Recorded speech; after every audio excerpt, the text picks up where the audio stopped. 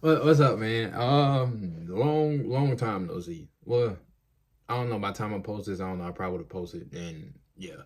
But today I am explaining my manga. I've been creating manga for the last 4 years, and I'm actually starting to take it serious. Like I said, I've been writing it for the last 4 years. I've been writing it for a while. I just haven't really made a huge effort on I'm going through with it. I've been writing it and tweaking it for the last 4 years, and I've been taking big breaks from writing it a couple times a year because of school and me just forgetting about it. But now I'm back and I'm writing it through and through. So why I'm doing it? My why so far, I want to mix anime and Christianity. More specifically, I want to show people a lie because it's bad looks on both sides of it. I'm not even gonna lie, but I want to show people that it's not what people really what it really seems. I want to show them the light of both sides of that coin. And my manga, I feel like it could. And with the Bible part of my manga, so I'm not having it's not a 1-to-1, of course, because I haven't fully read through the Bible yet, and it's not gonna be a 1-to-1. And this, in my opinion, this is gonna push me to read the Bible and implement more ideas and stuff from it.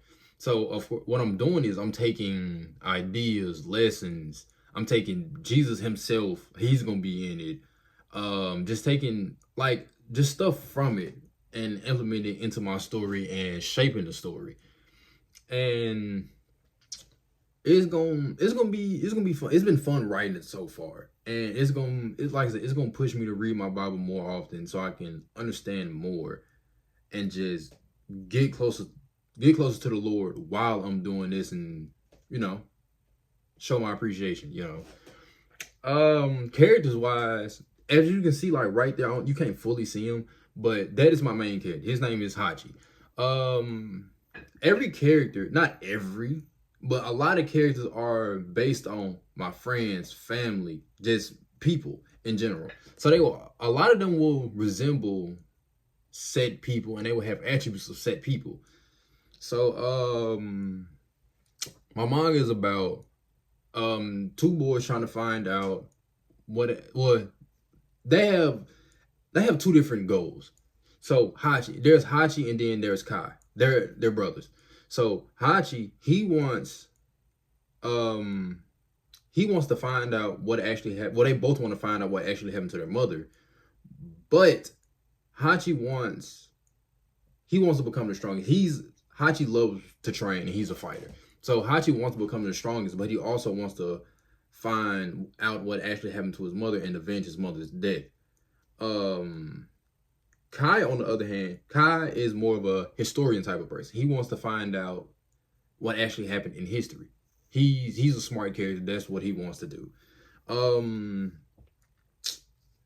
like world building, it's a little bit of everywhere. Like they dress modernly, but they have advanced and modern technology, but they use it completely different for how we use it. The main energy source is primal energy, and a lot of stuff runs off of primal energy. So like they have phones, for instance. So you know how with phones you type numbers in. With the phones in the Wrath of the Beast universe, oh, it's called Wrath of the Beast. I don't know if I ever said that. My bad. But in the Wrath of the Beast universe, phones work like you pour your energy, like a person pours their energy in energy signature into the phone. That's like their number. So you can call a person, teleport to a person if they allow it, and have a person teleport to you if you allow it, type thing. So that's how that works.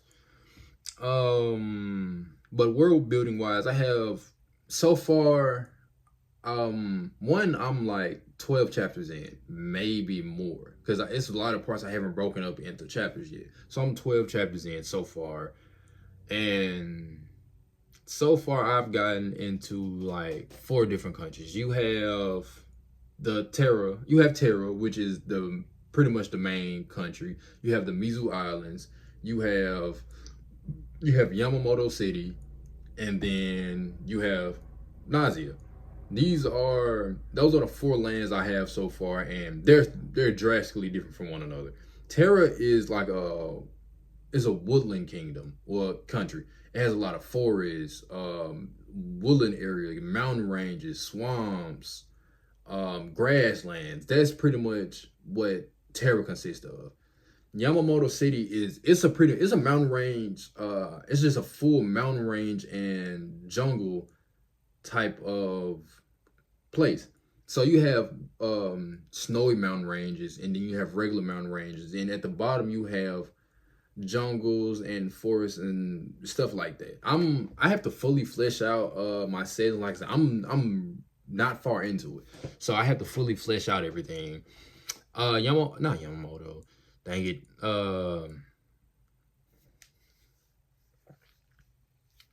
What am I thinking of? Mizu Islands. The Mizu Islands is it's like a lot of islands in one little area, and they're secluded from the rest of the world. They are a tropical type island. So beaches, rainforests, just dense jungles. That's their environment. And then you have Nausea. It's a pretty much a savanna in a desert. It's like that whole type of hot mountain ranges, sand, dry air, stuff like that. You have ruined temples there. You have like it's a lot with Nausea. Is in my opinion, it's been my favorite place to write so far because it has swamps and stuff like that. And like it has like swamps and jungles and like the southern part of it.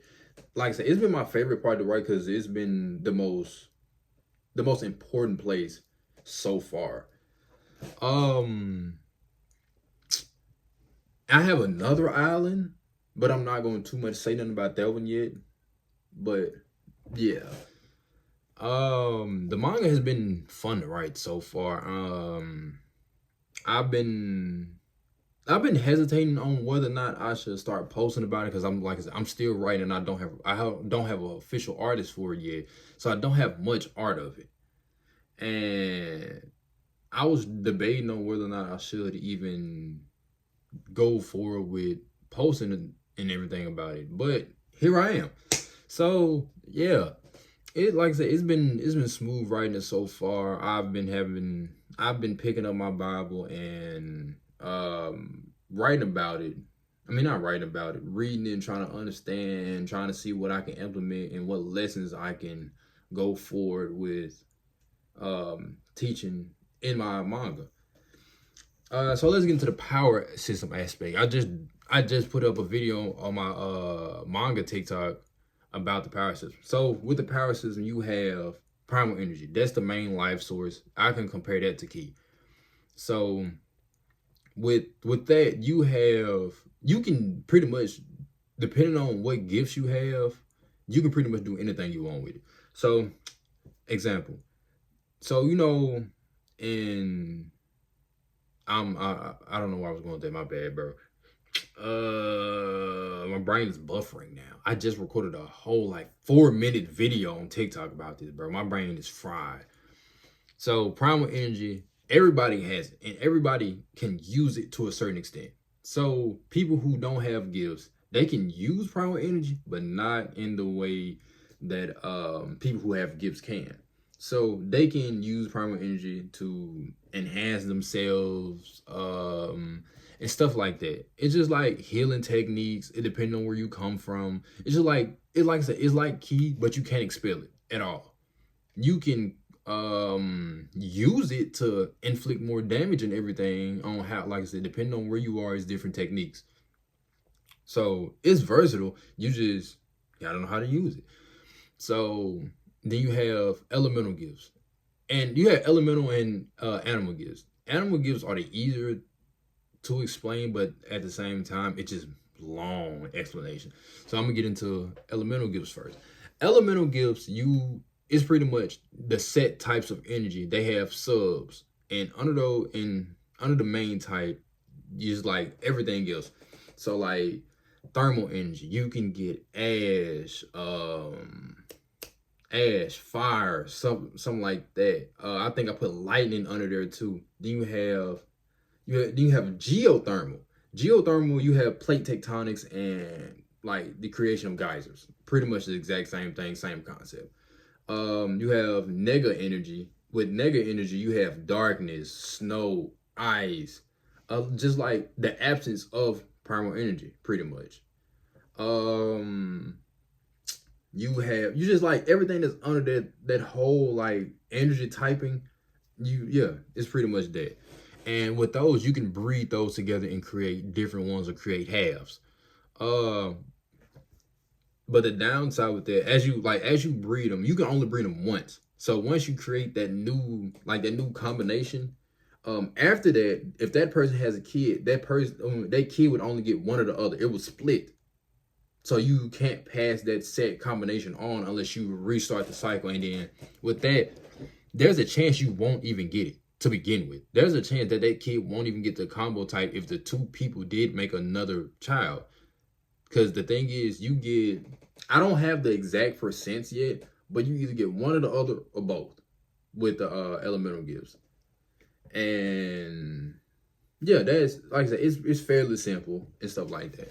Animal gifts, on the other hand, like I said, it's easier to explain. You get the physical and behavioral attributes of whatever animal you get at birth, and depending on where you are, that plays a big factor into what type of gift you get.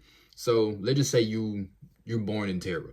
You would get an animal that thrives in the woodland area, swamp, caves, mountain ranges. You would get something like that. But if you were born in Yamamoto City, you would get something that's a more cold animal that lives in cold areas, that lives in cold mountain ranges, or lives in a jungle or dense forest. You would get something like that.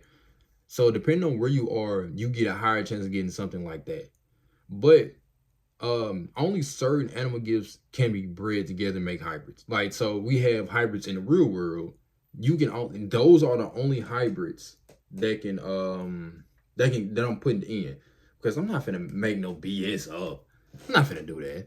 I'm doing it based off the real life one. So I'm gonna write down all the hybrids in real life so I can get a good understanding of that, because I don't know many. Because like, I haven't really looked into hybrids. I just always just looked into set animals. But of course I know about the famous hybrids, like the liger. I think a donkey is one. Or it's a mule. It's one of them. It's weird. So, and with the hybrids, they can't breed. When they breed with somebody, they get one of the other. And then once that kid gets one or the other, they can breed with a person who has the matching gift. And there's a chance, just like with elemental gifts, there's a chance you get it. And it is either you get one or the other or both. So you can also get an elemental and an animal gift, but that, of course, that's an extremely small percent chance that you can do that. Only a select few people get that. You can get prehistoric animal gifts. And I added this fact because, like, that whole little ice age animal, like sabers, mammoths, megatheriums, the not giant grounds, that's a megatherium. You got the megalania, like animals, the direwolf, animals like that. I love that whole little era of animal. That's my favorite thing to go over when I do go over with myself. And you can get those type of animals. So, like the main character Hachi, he has the saber tooth. Of course, that's my favorite animal, so I gave it to him. I don't care. Yeah, and it's been fun. Like I said, it's been fun writing. I've said it's countless amount of time. I really have never been the type of person to like writing until now, until I started creating this manga. But that's pretty much what the power system is. Oh, I forgot to mention this in my TikTok video. You have mythical gifts. So mythical gifts, there's like 13 of them, and only one person can get it at a time. So the thing behind mythical gifts, they came from fallen angels in the manga. So the fallen angels, they made it with either human, women, or men, and they created these quote unquote abomination gifts. So as time went down, like they created the gifts and they kept passing them on, but only one person can get it. So once that person dies, there's a chance another person in that said bloodline or a descent from it can get it. So there, I think I've written like 13. So with these, you get the attributes of an animal and elemental gift. The thing is, you only get so with animal gifts, you get your normal form, hybrid, full beast form, and then I might add another transformation. So with the mythical gifts, you only get your human and then you get your mythical form. So you got the dragon, thunderbird, the what else did I add? Hydra, just animals like unicorn, fairy, stuff like that. It's like I said, mythical. So you get the attributes of both, and like I said, there's only I don't remember the exact number. I want to say it's 13. I want to say I wrote 13 of them. Like another one, Phoenix, stuff like that. It's gonna be stuff like that. And I had to dumb I also added Oni. I had to dumb that one down because Onis are way too OP. Like the man had pretty much every single ability some supernatural thing could get. I'm like, no, I cannot do that because you had teleportation, shape shifting. Of course, you got all enhanced durability, strength, speed, intelligence, fire breathing, night vision. I think I said shape shifting. Like that's just the base stuff. I had to really dumb that one down. I was like, no way. So yeah. I hope y'all boys come along with the journey with me. Like I said, I'm in the beginning process of writing this, and it's not a struggle, but it's been something for me. I ain't even gonna lie to you. But yeah, I really appreciate y'all boys for sitting here and watching this unscripted video. All of this was just off the heezy. This unscripted video. I really appreciate y'all boys, and I hope y'all boys can just watch and enjoy the journey. I love y'all boys. Jesus loves you. Jesus will bless you. Read your Bible. Keep praying, and yeah, do the right thing in life. I love you.